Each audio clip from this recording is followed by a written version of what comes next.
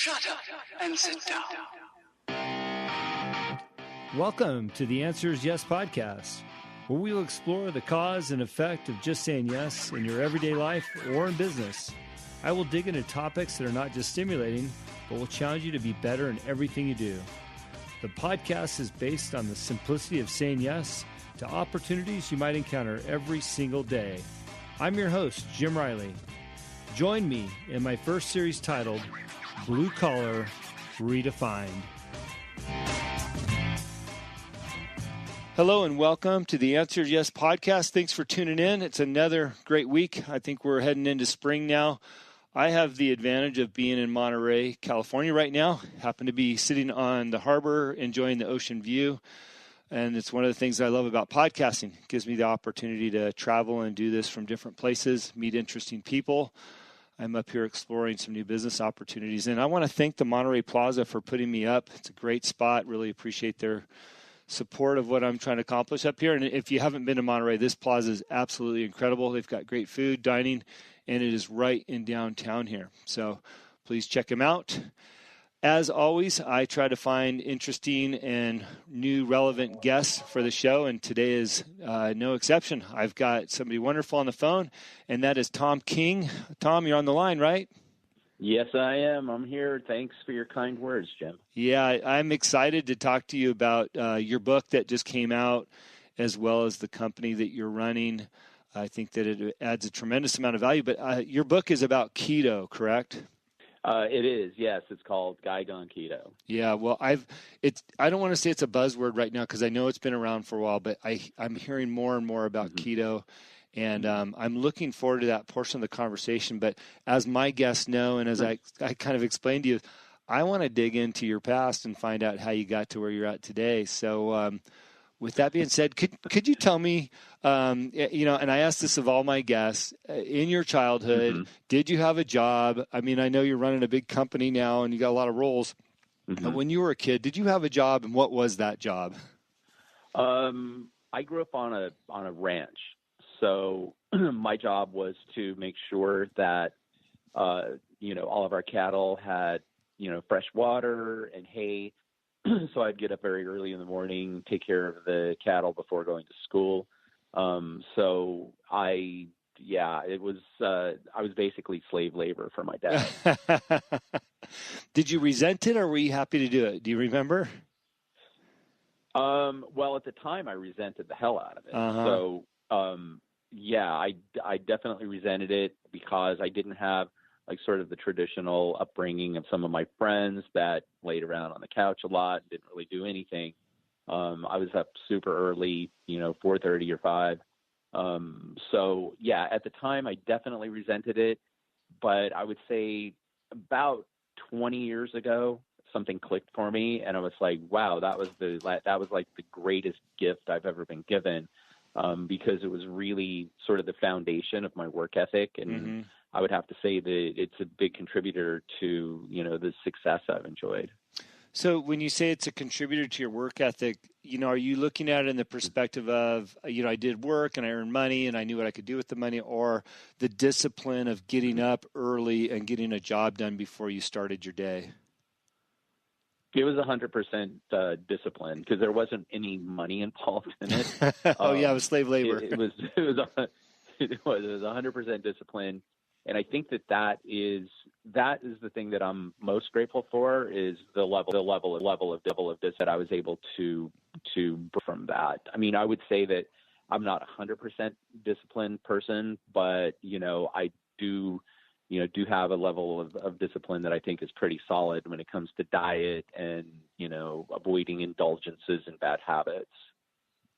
Yeah. Do you find, when you look back at those things, the value that you learned as a kid, I guess, do you find that still exists today in families and the people that you see and work with, or the people that you hire for your company? Or do you think we should strive to continue to provide more opportunities for our kids, our young adults, to learn at that level? Well, I kind of have a hard attitude, because of how I was brought up. So I would say that there's there are people that I know that instill a certain level of discipline in their kids, but I would say by and large, discipline is not something that, that I see, parents exercising with their kids. And I think that, babying a child and, not allowing them to, to basically, do things through trial and error that might result in them getting hurt. I think that when they, end up, being adults, that they're afraid to take risks. They don't have a good foundation of discipline. And then, when I hire somebody like that, when they join my organization, really it's almost a process of reparenting them, of helping them develop the discipline and the skills, and then not being afraid to take risks. Yeah. And that's probably the biggest thing. Yeah, I find that fascinating because I feel the same, and I feel that there is a lack of some of those disciplines that we learned. And, I hope that through the show, for the parents that are listening, it's okay to get your kids out there working or doing something at a younger age so they can learn kind of the pitfalls. I'm not a slave laborer, but I did have my kids. They wanted to have their little lemonade stand this summer. They were making about $50 an hour, so a complete success. And and by the way, they're 5. But nice. And for the younger audience that's listening, I hope that you also understand that there's a tremendous amount of value in maybe some of the things that you're going through right now that might result in a more positive result as opposed to what you're feeling today. So, Thom, I love that that's part of your upbringing. Were you the person that went off to college and you had sights set on running a company, or where were your sights at a younger age? I would say at my younger age, teenager years, my main focus was probably avoiding work at any cost and probably smoking a lot of pot. Uh-huh. So that's and I didn't take the traditional, pathway to college. I had to pay for my own college, so I was always trying to create some sort of a side hustle, in order to be able to afford tuition, and a place to live. So, I took the long path to college. It took me almost 8 years to actually graduate from college. So it was a long effort, and I wouldn't say that I was a stellar student either. I would say a C student at best. So you're thinking about going to college, you commit to college, you have to pay for college, so you create, you find some side hustles. What was your major going to be, and what was your vision going into college? Because clearly you sacrificed a lot to get the education. I did. And so, I would say my original vision was I wanted to get into journalism. And that wasn't supported by my dad at all. He, at the time, had his ranch, but he also had, a construction company, and I think maybe my drive to finish college was, in defiance of my dad, because, he told me, that I was just only going to be a ditch digger and that was it. And I found that to be unacceptable. So at the time, I thought that was pretty mean for him to say. But as I got older, it's like, wow, that really gave me the drive to do more and to go to school and, graduate college and, start a business. Yeah. What were some of those side hustles that you did throughout college? Wait, can you talk about them? You just mentioned you smoked a lot of pot. So, yeah, it didn't involve any kind of porn or anything. I actually worked my way through school serving legal papers on people and repossessing cars. Oh, wow. So at night I used to creep around and take people's cars and bring them to a storage lot so the banks could have them back. And I would serve legal papers on people that weren't, paying their child support, or divorce papers, or just collection papers. So I got my butt kicked a lot, and, really I made good money, and it was, I was able to pay for college and, have a roof over my head. Do you mean you literally got your butt kicked a lot, or you worked hard and got your butt kicked? No, I literally got my butt kicked. Like a lot of, I had guns pulled on me, got punched in the back of the head a few times, and people don't like to be served legal papers, and they really don't like to have their cars repossessed. That was not me in Irvine of 1991 when you came to get the car. Okay. This was back in Colorado. So, okay. And I even ended up repossessing one of my best friend's cars, and it was just, it was a thing. He wasn't making the payments. He knew I was there, and we were best friends after that. You're like, I know exactly where this vehicle's at. Yep, I totally did. And what was even funnier is that I wouldn't say funny, but ironic, is that I used to ask people for rides, and they didn't know why. And I'm like, hey, can you give me a ride to this, to this address? And they're sure. And yep, I jump out of the car and had, the tools to get inside the car, and that was it. And a lot of my friends would be like, yeah, don't give him a ride, because if you give him a ride, he's just going to repossess a car. So stay away from him. I've had over 87 interviews on this show, and not one single person has been a repossession agent in the past. So this is a first. I'm enjoying this part of the show.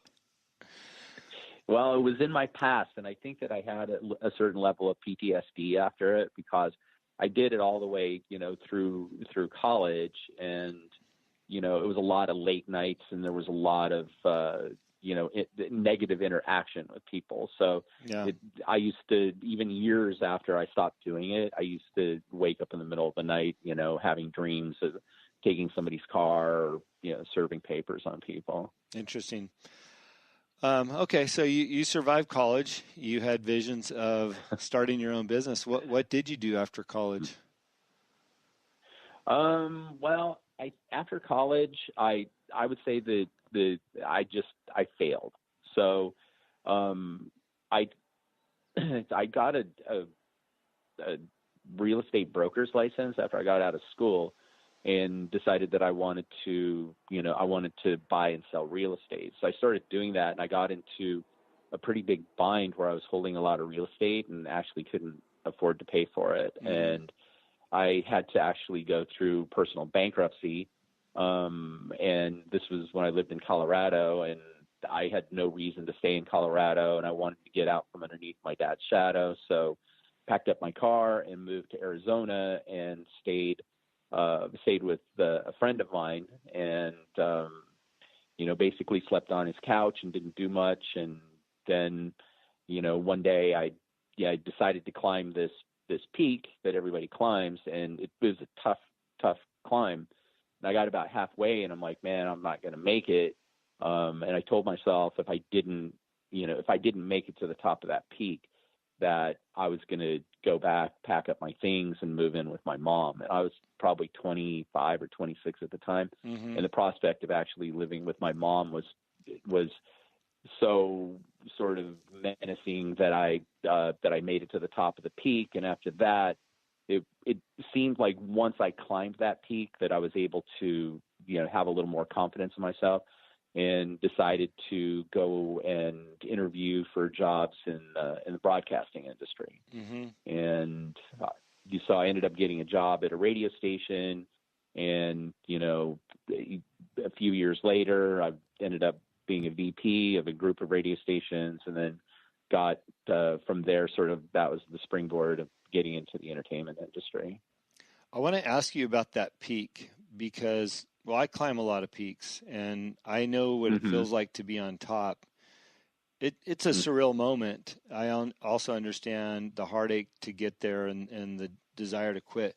But what I'm curious about is the amount of emotion and will to actually turn that feeling into something tangible. It sounds like that's what you did. You felt strong enough and encouraged that you made it to the top there, that you were going to apply that to other parts of your life.